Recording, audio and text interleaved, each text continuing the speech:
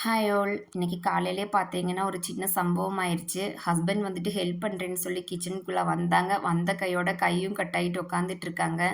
பூசணிக்காய் இருந்துச்சு. அத கொஞ்சம் கட் பண்ணி சீவி குடுத்துருங்கன்னு தான் சொன்னேன். எப்படி கட் ஆச்சுன்னே தெரியல. லைட்டா தான் வந்துட்டு விரல்ல வந்து கட் ஆன மாதிரி இருந்துச்சு. கொஞ்ச நேரத்திலேயே பார்த்தா ரொம்ப பிளட் வர ஆரம்பிச்சிருச்சு. நானும் கொஞ்சம் மஞ்சப்பொடி அதெல்லாம் வச்சு வாஷ் பண்ணி துணி எல்லாமே சுத்தி விட்டேன். ஆனாலும் பார்த்தீங்கன்னா, ட்ராப்பா வீட்டுக்குள்ளேயே ஒழுக ஆரம்பிச்சிருச்சு. பார்க்கறக்கு சின்ன காயமா தான் இருந்துச்சு. ஆனா நல்லா உள்ள தள்ளி வெட்டிருச்சு போல.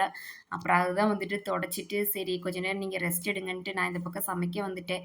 ஹஸ்பண்டோட பாட்டி வந்துட்டு ஊர்லேருந்து வந்திருக்காங்க. அவங்க வந்து 2 டேஸ் ஆச்சு. ஃபார்ம் ஹவுஸ்ல தான் இருந்தாங்க. அதனால பெருசா வீடியோஸ்ல எதையும் காமிக்க முடியல. யோகி குட்டி வந்துட்டு அவங்களோட விளையாடிட்டு இருந்தாங்க. சரி நம்ம வந்துட்டு சமைக்கலான்ட்டு மாவு இருந்தனால கொஞ்சம் தோசையும் நம்ம கேரளா ஸ்டைல் தண்ணி சம்மந்தி இருக்கும். தட்டுக்கடையிலலாம் தருவாங்க. குட்டி குட்டி தோசையும், சம்மந்தியும். அத செய்யலாமேன்னு அதையும் செஞ்சுட்டு கொஞ்சம் பருப்பு குழம்பு வச்சாச்சு. லெஃப்ட் ஓவர் ரசம் இருக்கு. சரி அதோட இந்த பொரியல் வச்சு முடிச்சிடலான்னு தான் பிளான் பண்ணியிருந்தேன் சிம்பிளா.